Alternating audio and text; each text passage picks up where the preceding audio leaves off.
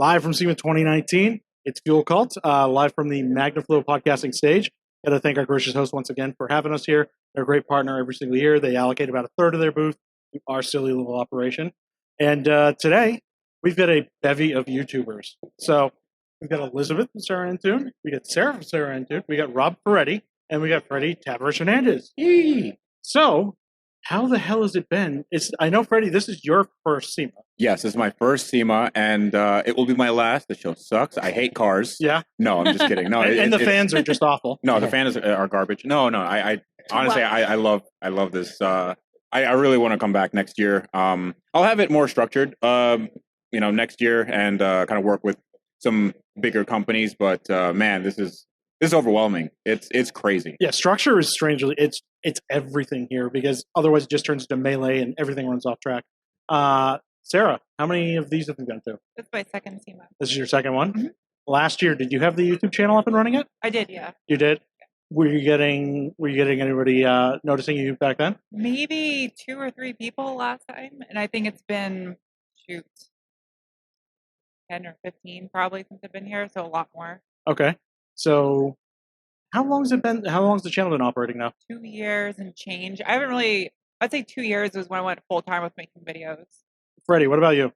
I think it's been about 3.5 years, something like that. But as far as people noticing me, it's it's been interesting. Yeah. Rob's been on camera forever. I like to think that I inspired YouTube. I made my DVD series. They're like, how do we bring this to the masses? And then YouTube became a thing. All right. So, Elizabeth, how long have you been working on this stuff? So I made an attempt about 2 years ago, but I never really took it seriously until 2 months ago, and I just skyrocketed out of nowhere. So I'm still a baby. Yeah. Yeah. Well, just keep going. It's nice to just see kind of the various levels of this. I mean, you guys are more or less, in the infancy of it.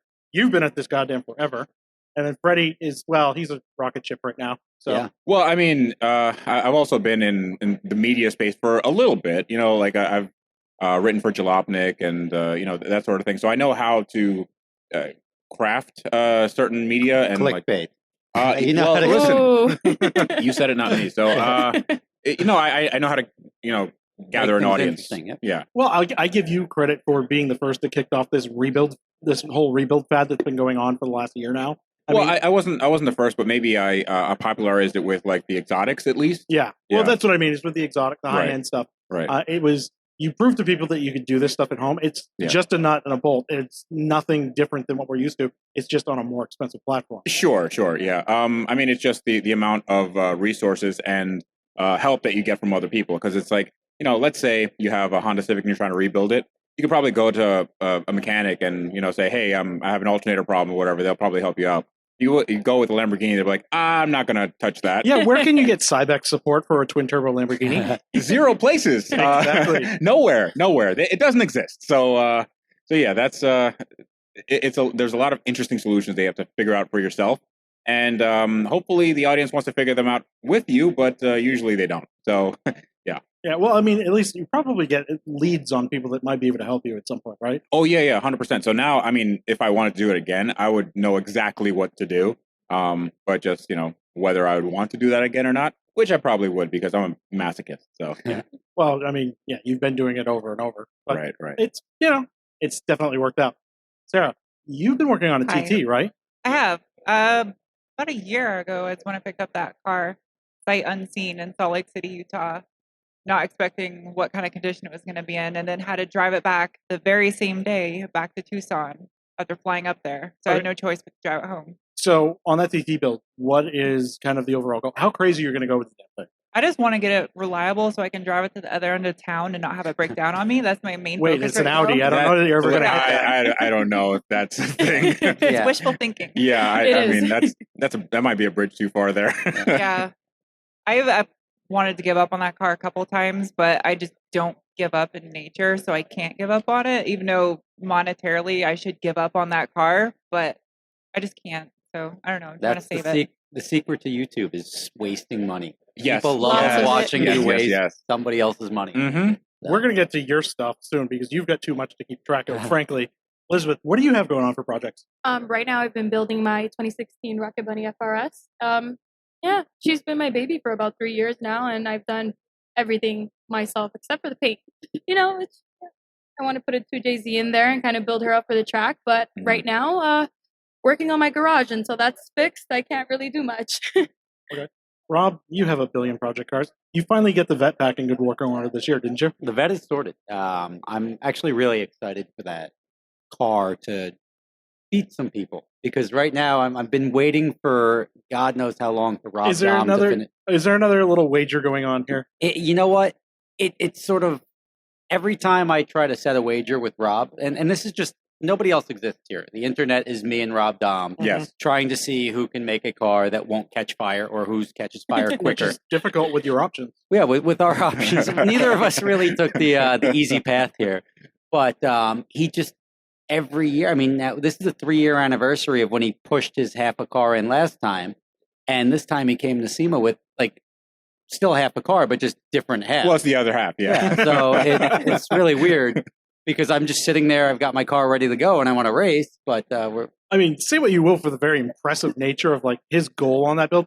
Everything is custom from the ground up. It is. But you're smart enough to use things where you can actually buy parts. Well, yeah, I buy parts, but I broke virtually every stock component on the car, and now everything is new. So I took the long road to get there. He decided to do it all in one shot. And like literally when he does the tube frame in the front and everything like that, that's stuff that I probably wouldn't have bothered doing. I chose the Corvette because it was a good platform and you could make a Corvette quick. I know a Corvette goes around the track. I just have to put the right combination of go fast parts and stopping parts in it to make it work and not catch fire. Do you actually have an interior at this point, or is it just a dashboard? No, okay. No heater core, no air conditioning, no interior, no radio. So what's the wager here? Like, is it something like you did before, where you had different disciplines with like Justin Bell driving or something? That I want to do because, like, I got to admit, like, there's no way you can compare. If he's got 2,000 horsepower and I have 700, the straight line race doesn't work. Yeah. Although it's an RX-7 motor, it's a 4-rotor, so it'll rev 15 minutes after yours has. So you're saying there's a chance? Yeah. No, I mean it's cool. Yeah. Yeah, I mean there is. I like to think that I've backed my horsepower down over the years. I made something that's more reliable, and it's a car that I can now use and race and do at the very least like a 30-minute track stint on. Which says a lot. A lot of people like to run their mouths like, oh, my car's so sorted, it's all good. And you try to put it on a 30-minute hot lapping session at a racetrack, everything, the brakes fail. Like everything that you think is sufficient on your car doesn't keep up. Yeah, it's the track is a battle unlike anything else. I mean, the street, depending upon where you live, the roads and everything, you might get the suspension dialed in if you got real shit roads because it forces you to. But all the other stuff, you're not going to overheat a car on the street like that. You're not going to boil your brakes over. Yeah. You're not going to go, oh, shit, there's this corner coming up and I'm doing 100. Yeah. Well, you shouldn't be anyway. Well, I mean, we're at the level where I think we should have a better benchmark than what a car can do on the street. Like, oh, I'm faster on a highway pull, or I can beat you in the quarter mile. I mean, it's good to have, especially with the way cars are now, a car that can do the standing mile or do a half mile, which is a lot more indicative than like I got the whole shot and it's almost impossible to catch somebody in a 10-second quarter mile pass. I mean, at this point, we've all seen like the number just keep ratcheting up in terms of horsepower builds, and now nobody pays attention, and you're like, oh, it's 1,200 or higher. Yeah. Mm-hmm. Can we officially call the horsepower measurement, like the dick measuring contest, on that over? It's unnecessary. No, because there's always going to have to be a number component to something. One number has to be bigger than another. That's how you know what car is better.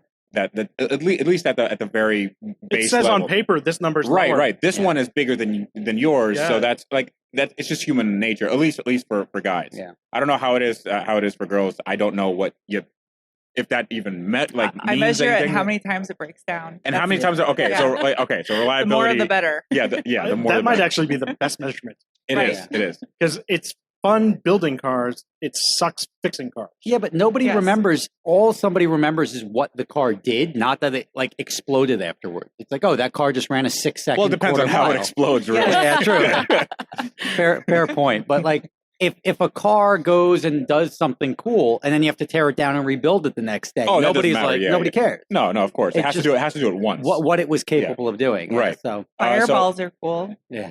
I'd like to throw my hat into the ring. Let's. I think I mentioned this to you off air. I mean, I have a car that has some power. We can do it. I've learned one thing about Rob, the other Rob, is that he needs some form of imaginary deadline to get anything done, and then he'll not sleep or eat and just work towards it. Why don't we Loses just 20 set pounds. a race date, and then the real race date will be 90 days after that? Well, the problem is when I set a race date, I have to rent racetracks and stuff But like that. don't actually rent it. Well, then how are we going to get on the track when he's ready? Well, that's what I'm saying. Is rent it for 90 days after when you tell him. He's got multiple cars, so he gets to be like the sideshow that comes in. He's like, "Oh, I brought my backup car, and it's going to catch fire, but ha ha ha! At least I showed up." Yeah, So, he brought but the then three Freddy rotor and I that had like a drag radials, and then he was like, "Yeah, like Mickey Thompson's on the back." I remember, anytime you ask Justin Bell about that, he goes like, "That was the scariest effing car I've ever driven." No, the Boss Garage car held the title Rich's for car? Rich's car. Yeah. Are they here, by the way? No, he's not. No, Okay. I saw him last week, but the Audi, That the Audi. Quattro, yeah.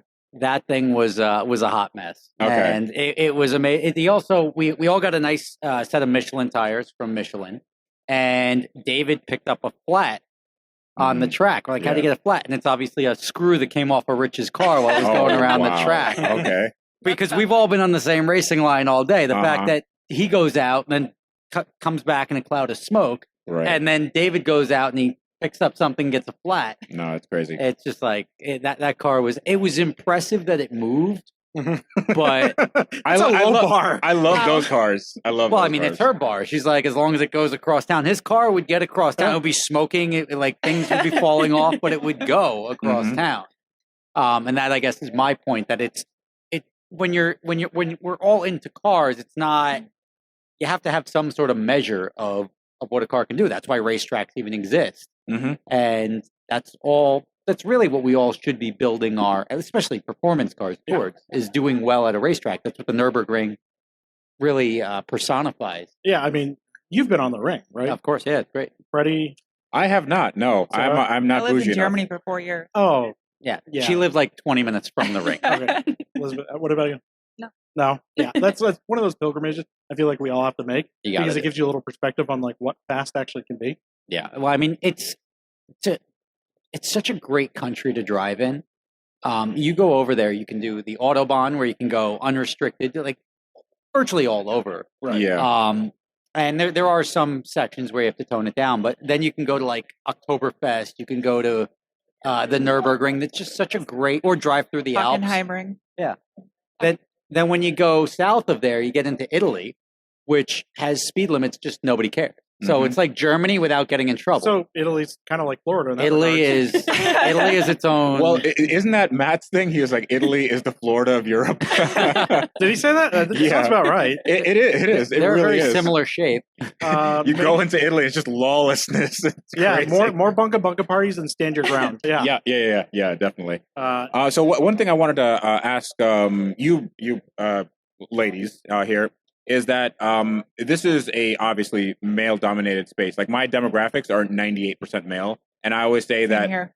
Yeah, so Well, it's weird. I always think that the 2% female are like boyfriends who just use their girlfriend's account. Kids on their parents' account. Yeah, like just confused people lost that don't cats. know how to. Right, exactly. So what is it like being young? I don't want to be too forward here, but you're reasonably attractive. Thank you. Again, like, take it for what it's worth, right? But on YouTube, putting yourself out there, like what is that like? I mean, the biggest thing, especially get it in person too, is you get talked down to a lot. Like you don't know what you're talking about. Like you can't get educated on the subject. When being a mechanic or mechanically inclined, it just is a subject that you can get educated on. Like it doesn't matter if you're a male or a female. You can go to school for it, become a mechanic. And See, then I get that, but what did your boyfriend think? he loved. I mean, he's a heavy No, equipment mechanic. that was a joke. Oh, he didn't care. Actually, he really didn't. So, No. We're not together, so it kind of makes sense. Why? So, No. I'm that was a complete joke. No, what I'm saying, I get that. It's like they don't. Is it like credibility thing. Like they just don't see, you being like competent in this just because like. I think that's a question that doesn't have an answer to it. That's true. Yeah. It might not, but like, how do you manage it? Do you find it difficult? Do you find it just try to be respectful back to people, even if they're not respectful to you? I guess. Yeah. That's something I've been trying to like learn Yeah. this whole entire time. I think a lot of people who watch our channels, they try to compare.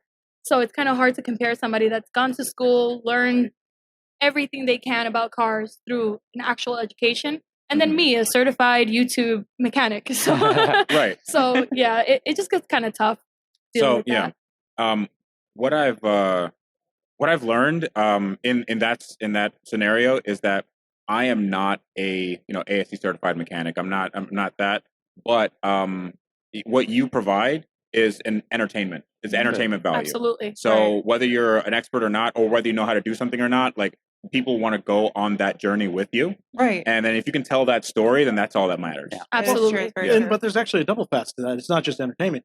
It's also, educational as a resource that if you're working on a specific car, like I remember years ago when I was trying to get something done on a Honda Element I own, right. I stumbled on Eric the Car Guy's channel, and he does all kinds of great shit where you go, oh, that's where that is, and I can prep for that before I even get the car up on a lift. Right. It's really, really nice in that regard because you just don't get that information from a still picture. It's true. I try to do that in all my videos. If I'm working on the MR2 or the TT especially, people just throw old Audis away. I try to show exactly what I'm doing step by step and really show like the trouble spots I run into. So if someone's watching it and they're working on the same kind of car, like, okay, I know I'm about to get myself into, like make sure I have these tools or order this gasket that I might run into ahead of time. So. Or even if it's just like you need a 10, you need a 13, and you need a T7. Lots of 13s and 16s and 17s on Audis, and it's weird because my MR2 is like 10s and 12s and 14s. Yeah. And triple squares on Audis too. All those. Oh yeah, those triple square nuts. Yeah. Axles and stuff like that. Yeah, exactly. Mm-hmm. Yeah, it's really, it is quite helpful and it kind of a community resource versus Freddy shit just goes back to crazy. Yeah. Sure. I don't know. I mean that in a good way, by the way. Sure.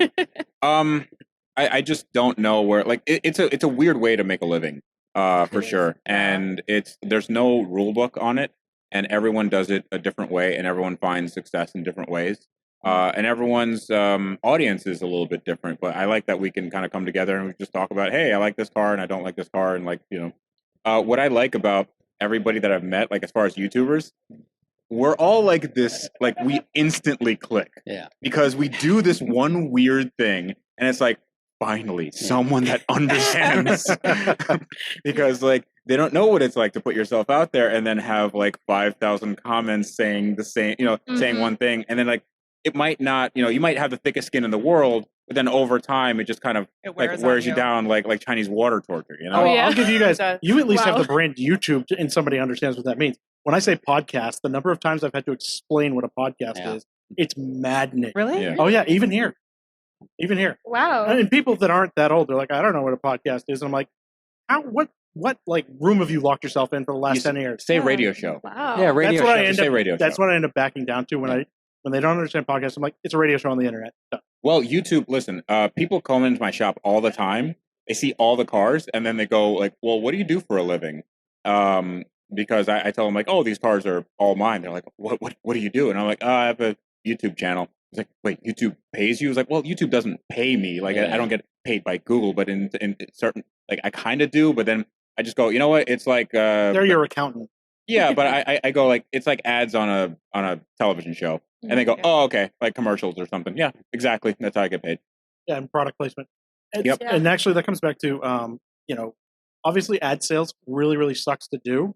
Are you finding it's actually better in terms of a source of income to be doing these placements and these live reads and these pitches versus just relying on the YouTube algorithms for pulling in ads? Yeah. It's the sponsored stuff. It all depends because there are certain sponsors that stop a video right in its tracks. Yeah. So those are something that is like you can't integrate it at all. So it's usually like video games, like, oh, Vikings by the War way, of Clans. yeah, Vikings, War of Clans, yeah, like that sort of thing. I've been playing RPG games my whole life. Yeah. No, like I tend to stay away from those as much as I can. At least like if I do those, I never say that like, oh, join me on the battlefield, or like, you can see me at the thing, because they always tell you to say some hokey stuff. Yeah. And I try to tone that down as much as I can, because my audience knows like, hey, he's not really playing this, or just like, this is just to pay the bill. So I'm fine with that. But I try to get the ones that are really well integrated. So we'll do, I'll do a STP or a Peak or whatever, because that's stuff that people are using, and those do pay the bills a lot better than AdSense in some respects, because you can do one sponsored video and then have that be like the equivalent of like 5 or 10 regular videos. Yeah. Right. Yeah. How long did it take? How long did it take you guys to get up and running to the point where you had an audience large enough that you could actually pitch those live reads and actually have people approaching you for that, versus just relying on YouTube ad revenue? I want to say that's really cropped up around like 100,000 subscribers. Now, they didn't really the market wasn't that engaged in YouTube at that time when I was You there. were early, so that's a but- little different than you guys in the game you're in right now. I see a lot of like 50,000 to 100,000 is where they start to pique the interest, and they're like, look, they've got a good engaged following, and I can get a lot more for my money with these growing channels. Yeah. So I think that's the qualifier. You can't have 12,000 subscribers and expect to get a check from anything. They'll throw free product at you or something. Yeah. Mm-hmm. Which is great if you're doing it for a specific thing, but product doesn't pay the bills. Sure. So on that, I ask because that happens an awful lot with people approach me and they go, well, how long do I have to do this before I can make a living at it? And I go, well, how dedicated are you? Yep. And what do you need to make a living? Well, how long good can you are you? live on what you have now? Well, are you actually passionate about it? Don't just do it for the money. Do it because you want to do it. Oh, You yeah, know? you'll hate Yeah, it after a short period of time if absolutely. you don't like what you're working on. Yeah. Sure, but I mean, you still need to. It's like journalism. People ask me all the time, like, how do you get your foot in journalism? Like, well, you just have. First of all, you have to learn Just how to do it. Yeah, just do it, Yeah. and then just get your like body of work. First of all, you have to have a body of work, and then you get that in front of people that are the movers and shakers in the industry, and then hopefully you can make a living at it. But that living's not going to make a lot of money. Yeah. So what can you do that is going to supplement that? Because it is a really good opportunity to get in front of like awesome people in the industry and do like press events and blah blah blah. But you're going to make no money. So what are you going to do in the meantime? It's the same thing with YouTube.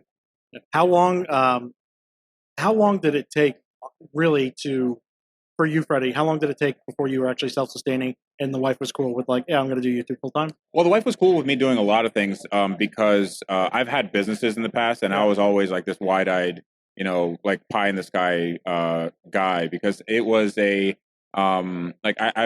I've bought and sold like websites, and they would do well, but with YouTube it was like, listen, I can work on cars, I can be on camera, not particularly good at either of those things, but I can get better, and then people can grow with me. And then once I started kind of taking more chances, like one of the first things I did was the Lamborghini Gallardo, and the channel took off. Like I had 150,000 subscribers when I did that. And then after like 3 months of that Gallardo, I had like 500. So, that was kind of the tipping point. But then that was I thrown into the fire, because you have to realize, what exactly people want to see and what they're tired of. And then, people get like angry, like visibly angry if you don't give them their free Provide what they content. want. Yeah. Yep. Oh yeah. And I only ask that just because it's not like I'm going to the nagging wife factor or anything negative. Oh, like no, that. no. It's when you've got wife or kids or even just somebody that you live with, If you're an it's a adult, yeah. it's a different game than Right. like me. Like, I'm not married or anything, so it's just like I can take the risk and it doesn't matter because nobody else gives a shit. Mhm. But like, obviously, when you got a mortgage and everything like that, so you get somebody else going, "Come on, when are you gonna like make some money at this?" Because I've had friends that have had to back out of this because it's just not doable when you The got a ramp family. up is too long. Yep. Well, I think the issue is, and I don't want to take any space away from anybody else. I'm sure you guys have awesome insights on this. I just kind of give a 30-second synopsis. What I'm thinking is, if I have my brain on me, like if I have my cognitive faculties, I think I'll be all right. As long as I'm not living outside of my means, like I don't have any credit cards, I don't have any debt. Like I buy all my cars cash, which is like, you know, I know people like maybe look down on that. Like I've never financed a car in my life, just because I don't know, I don't like owing people money. So you know, and I'm sure that there's lots of reasons why you should, but I think that making like those really kind of very conservative financial decisions when you have a method of income that's not exactly consistent, I think you'll be all right. How long? So Sarah, like how long? You're kind of earlier in the game. How long do you end up deliberating on purchases of stuff to for your channel before you just pull the trigger and go, "Damn it, this is going to help. This is going to hurt right now, but in the long run, it's going to be better." It's pretty tough. I mean, especially luckily I've had 2 cars that I've been able to source a lot of parts out of the You Pull It junkyards. So that really helps a lot when too. you're working on other stuff for that. Yes, yeah. but especially like the MR2 is a little bit more different because you don't find MR2s in junkyards hardly ever. The Audis, there's tons of them in junkyards. Not so much TTs, but other Audis that have 1.8Ts in them, they're able to find parts. As far as buying parts for the cars, it's tough because I mean, if you're spending $2,000 on a big brake kit when the car itself costs $2,000, you really have to make life like decisions. They're like, okay, is this worth it? Because I'm not increasing the value of this car by throwing a $2,000 big brake kit on it. Yeah, because the thing is that any parts you add to a car do not increase the value ever. Exactly. That's the thing a lot of people go to is like, oh, I modified this car and I put 13 grand worth of work into this $20,000 Camaro that's worth $20,000. Well, it's not a $33,000 Camaro. It's a $20,000. Sometimes it can be less too if you make the wrong modification. Well, Subarus I don't know. from. It depends on the car because I mean, Rob's Supra, your Supra, you modified it and it's worth arguably more. Not 1-to-1 of like how much you modified it, but it's worth a little bit more than It used to be. It used to be. So my Supra was worth more because everybody bought a Supra to modify. That was the whole reason that platform was valuable. Was that it could hold a lot of power. I did all the best modifications. So say at the time the car would have been worth 50, mine would have sold for like 75. And when did you do this? Oh, that was generationally. It was probably 2008, 2009. But what I'm getting to is that's period correct, which is different than just new shiny stuff you're slapping on there. But still, like it's the whole purpose of the Supra platform was that, and the reason that it was so popular wasn't Fast and the Furious. It was because that car could hold a lot of power. It was just a very cool, iconic car from our generation. And now that, and I don't believe most of these cars that come up for sale now or have been stock their whole life. All the cars, it's like, that's modified. I don't want that. And everybody wants a stock car with really low miles. Which doesn't exist for the most part. But you'd be surprised. But now that there's so much money in it, these cars selling for $150,000, $175,000. That. First of all, that's nuts. So I was at the auction when they had the world record Supra. It sold for $155 plus fees. It was like $173. Yep. What? $173,000. So I went to the place where they stored all these cars, and I took a look at that car. There were dents in the hood. They were like, this is a driven car. It was not a clean car. It wasn't. And I'm like, somebody paid nearly $200,000 for the Supra. Like they got taken. They got absolutely. So the Integra at 100 was a bargain, right? I don't think they were taken. I think they got a great deal, and I can't wait to sell mine. Oh yes. I also have one of those cars that is a great value. Yeah. Well, it's at a certain point in time, what makes a McLaren F1 worth $20 million? Well, 20 million, I think, is a far stretch for that car. All of these cars, Ferraris, I mean, you name it. The cars that were $75,000 5 years ago, the Diablos, the Countaches, now they're $300,000, $400,000, $500,000. They're more with 70,000 miles on them than they were when they were sold new. Right. Why is that? And why is the Supra any different than that? Nostalgia. It's nostalgia. Yeah, but the Supra carries that nostalgia. Of course it does. Yeah. Of course it does. But the problem is the Supra, they made 14,000 of them, and the McLaren F1 is like they made 6. And one of them will forever be owned by the Lenos. Yeah, exactly. Well, that's why the not all Supras are that valuable. You can't go get. That's not true. All Supras are valuable. No, these naturally aspirated automatic right-hand drive cars are absolutely garbage. Well, still $15,000, sure. And that's only because they look like a Supra. More like 22 now. So, are they really? On the topic of Supra, you are a Toyota enthusiast, obviously, because you've got your Rocket Bunny car. Yes. What do you think of the new Supra? If I'm being honest, it looks like a BMW. Yeah. Which I have nothing against. I think it looks very, very nice. I think I was expecting the front end of the car to look like it did before, and I mean, I like the car overall. It's not bad. Did you like the FT1 concept? Yeah. I'm gonna flip the table. Okay, that's okay. I'm just gonna flip it right now. I don't want to say like the wrong bumpers thing. Pretty similar. I like the concept. FT1. It wasn't bad. Yeah. I can't look at the current Supra without thinking SLK from like 5 or 6 years ago. Yeah. I get a lot of that. I mean, the Supra's nice. It's just I feel like I can't buy one because then I'm gonna be the 187th YouTuber. That's to exactly buy a what I Supra. said. Yeah. Well, I think you were the first one to sell yours. I got it and sold it in like a week. Were you really? Yeah. Wow. So I bought it. I bought that car I have a rental company, and I had a very clear strategy with the Supra because I knew it was going to be hot for a minute. I had a 3-month strategy where I'm going to rent the crap out of it for like a reasonable price per day, and then I was going to sell it for what I paid for it. So I wasn't going to try to capitalize on it, flip it for $5 or $10 grand. I figured at $300 a day, that car will go out all the time. I got it right in the middle of summer when everything was hot. Yeah. And I figured I could sell it with 0 depreciation, which is a home run for a rental company. I got that car. I flew up, drove it down from like Vermont, New Hampshire, wherever I bought it. And every weekend for the next 2 weeks, I was sold out. Like, and people would call, "Hey, do you have a Z06 available? Do you have a Porsche available?" No, but I've got the new Supra. Good news, you could be the first one to rent it. No. Not even Nothing. like, how much does it cost?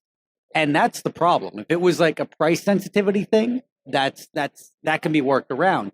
They didn't need, oh yeah, it's cool, but they nobody had an interest. And this isn't a guy looking for a Ferrari that I was trying to talk into taking a Supra. These are guys looking for the equivalent cars in my fleet, like a Corvette or a Porsche, and they had no interest in it. So after 2 weeks of that, I said, you know what? I misjudged this. Cut your losses. And I cut my losses. I sold that car to a wholesaler. you probably didn't even take much of a hit on that. I made $6,000 over what I paid. Of course you did. You always make money. But you know what? I sold it for $6,000 to another. Like, it didn't even go to the guy in Texas that bought it. It went to a dealership in Florida. Another Toyota dealership bought it through the wholesaler who bought it through me. How many people are making money off this one car? It just takes one idiot with money to Yep. make a lot of other people like money. The Carfax on that's going to be real interesting. No, because I was on the MSO, so I was still not even the owner. Oh, Wow. okay. Because I didn't even have to it was when it came down to register it that I was like, nobody, it was on a template, so I was cool with it. And I'm like, all right, nobody's renting this thing. I'm better off just selling it now than registering it, paying the taxes, doing all that stuff. And I made the right move. I mean, it's not worth doing that exercise for a couple $1,000, but I'm glad I got out of it. Do you guys think that maybe that car would have been better positioned as a new SC under Lexus than as a Supra? No, I think it would have been better as a BMW. It is a BMW Yes. if they just put a BMW badge on it and said it's the new Z4, which it essentially is, or maybe even the Z4 Sport line. I think a lot of manufacturers are having a problem. The same way even in the movie industry right now. Everybody's just doing remakes of old stuff. Oh, it's a safe bet. Yeah. Sarah, what were you going to say on that? I was going to say, because I've already reviewed the LC500, and when I get back to Tucson, that's the next car I'm reviewing again as a 2020 LC500. I would have liked to see that car made into the Supra. So that way it shares something with the Lexus like it used to on the Mark IV. Because that car is incredible. I love the LC500. I wonder if they could actually knock down the production price on the chassis and everything to that where they could actually make it work as a Supra. When is Toyota going to realize economies of scale? You know? That's what I'm thinking. I know. When are they going to stop being a small niche car brand and really branch out? I mean, if they just get some affordable sedans on the market and some crossovers, they'd be doing well. They'd be able Listen, to support this. The day is young, my friend. You know, they're listening. They're listening to this podcast. So what do you guys have next? Like, what are you working on? Like, other than your TT, what's the next rung in the ladder for you? She just said she wanted their TT to just be able to drive across the town, and you're asking what the next step is. I know, but you want to dream big, you know? Well, you're already one ahead. You get the Toyota, so yours is actually going to run. Yes, it's actually going to take me across town. Yeah. But, Whoa. I am starting, like, since I just started the channel, I really want to get a project car, and I've been talking to Sarah about it, and she's been telling me not to do it, kind of like, well, not to do it, but she's been telling me to kind of like really check on what car I really want to invest in.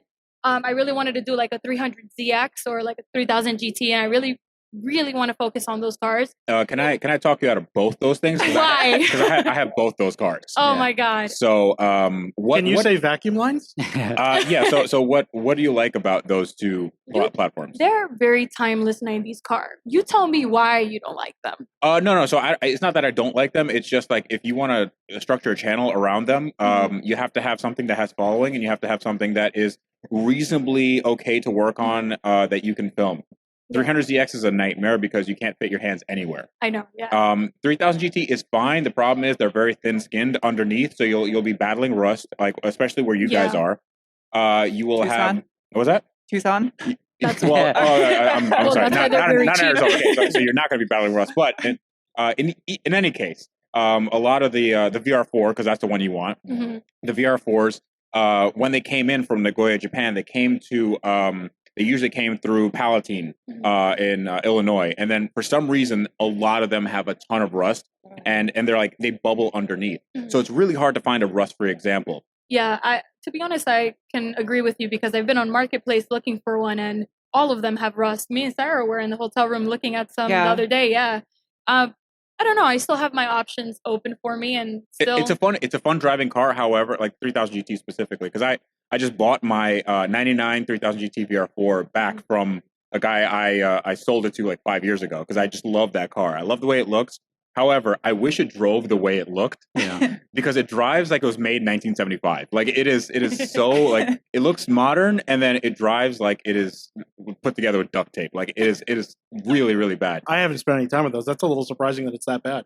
It's not bad. It's like, what we were talking about muscle cars the other day. It's like muscle cars aren't bad. They just haven't, they are what they are. Yeah. It's just an acquired taste. Like, I don't know.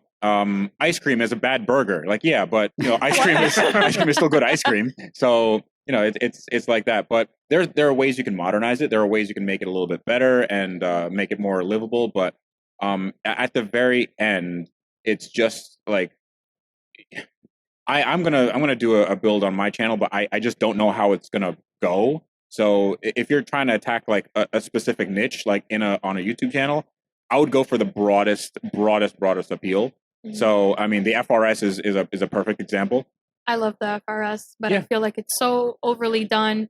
Sure, but you can find your own angle on it. Yeah, definitely. When I first started working on the FRS, everything was just like mostly body work with the Rocket Bunny kit and all that. And I still wasn't on YouTube. Right. I was doing like live streams. I did it the opposite. I focused more on Instagram and being on Facebook Live and trying to like film all of this. I didn't have a garage. Mm-hmm. I was pretty much on the street, like cutting my quarter panels. That's perfect. Nothing wrong with that. But now with the garage that I have on, that I just bought, I feel like I'll have the time to really focus on what I really want to build. But I'll definitely finish the FRS first before I get my hands onto something else. Yeah. Can't focus on two cars at the same time. I don't know how Sarah does it.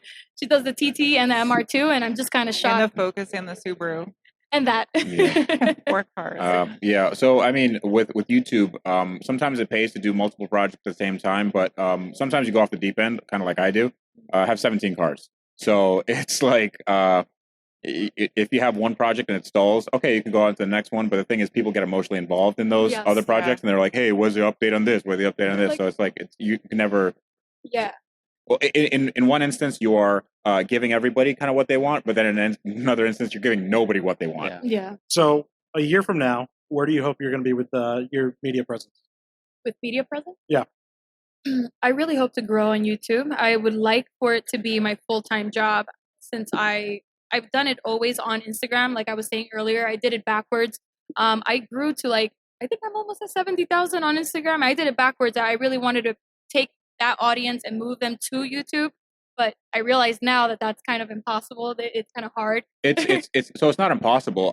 What's interesting is you can do either or. There's no backwards or forwards. So you can have a following on Instagram, and those people will be sort of independent of YouTube. So my YouTube audience, like if I post stuff on Instagram, my YouTube people don't know anything about it. Like I could post, like a sneak peek or whatever. My YouTube people don't care.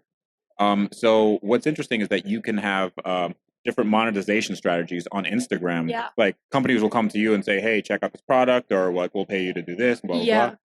I think once you have that, like on YouTube, I'm only at 15,000. So I think companies have reached out to me because of Instagram, and they see like my marketing value.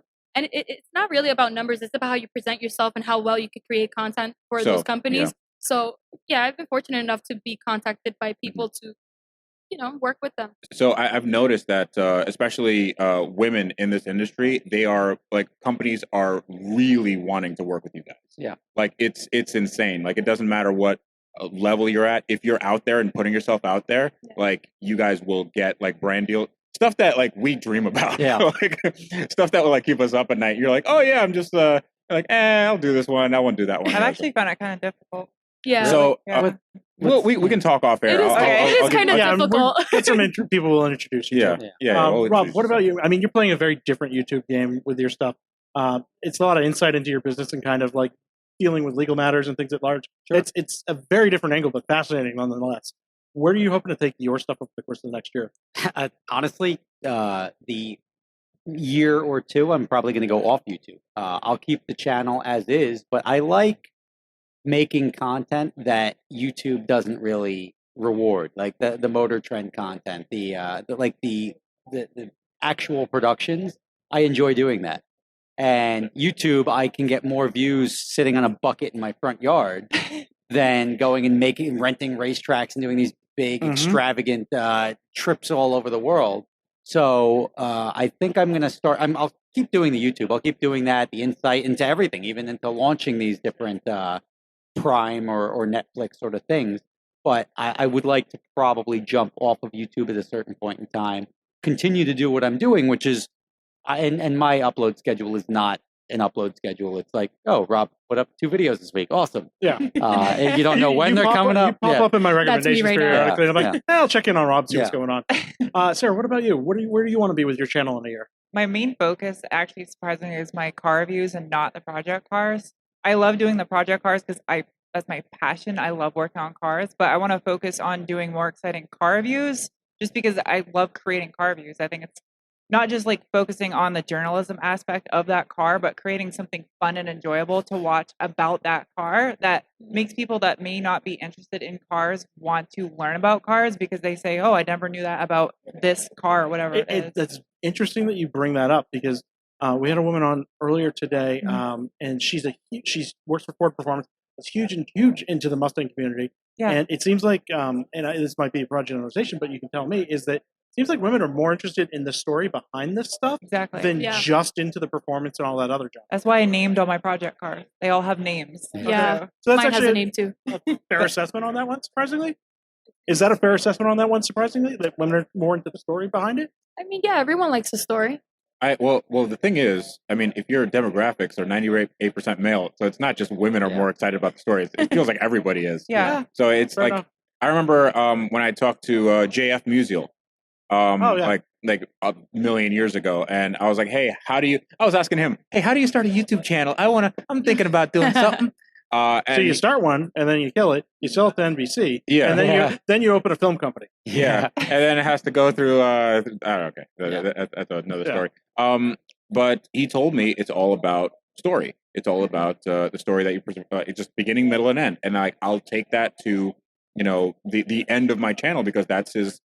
I try to put an emotional aspect in it. I try to put like a human element into it, and that's I think I will say works. that last episode you did where you finished the Mercy, that was actually pretty touching to watch. See that, Thank you, I appreciate it. It was seeing the accomplishment in your face, going like, my parents came here with nothing, and this is what our family has come to. Yeah, it all kind of hit me. It's like, listen, this is ridiculous. Like this shouldn't happen. Yeah, I'm just like some guy, and now I'm driving this car that's like actually nice and like sought after, and it's just crazy. Like there's no universe in which is a reality, but apparently I'm in the best timeline, I guess. So I mean, hopefully, I've certainly had taste of those moments doing this stuff too. Yeah, and hopefully, it's kind of like one of those hopeful things is that all of us actually get to that point where we have that one day of reflection. We're like, holy shit, this is where I got to. Well, I mean, we're there. Like, look, we're here amongst peers talking like normal people, and we're at the Magnaflow. Like, this is not in nothing, front of a crowd of people like normal people do. no, but exactly. Like, but nobody gets to do this. Like, this is insane, and I'm very humbled, and I know that everybody else is like super humbled for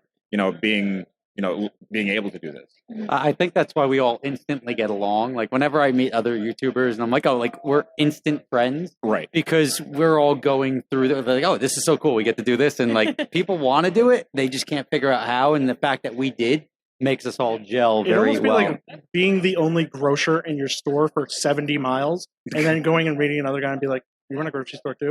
Holy shit. We're friends. Yeah. Yeah. And Freddie, I'll ask you just to wrap up here. Where do you want to be in a year? Well, just more subscribers, more viewers. I want to start I'm relaunching my second channel, Wrench Every Day. We're at about 100,000 subscribers now, but hopefully that's going to be coming up. And just in a year, hopefully I'll be back here with something more interesting than what I have now. Hey, you've always got a seat here, and that's extended out to all of you. Awesome. Thank you. So I'm going to wrap it up right here. This is I think this is the last episode of the day for Fuel Cult here at SEMA 2019. Perfect. I got to thank Magnaflow once again for being our very gracious host. Go to magnaflow.com. Where can we find your stuff, Elizabeth?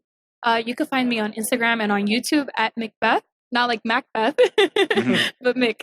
Okay. Rob? Rob Ferretti. My Instagram is Rob Ferretti, and then the YouTube channel is SuperSpeedersRob. Yeah. Search for Rob Ferretti. You'll search for Rob Ferretti. You've been around a while. Yeah, You'll find it. Sarah, where can everybody find you? Sarah Untuned, no matter what social media branch it is, it's the same name on everything. And Freddie, this almost seems funny, but where can they find you? Tavarish on YouTube. Just Google like orange Lamborghini. You'll probably find me. Okay, that's it for this episode. Thank you all for joining us. Thank you. Thank you.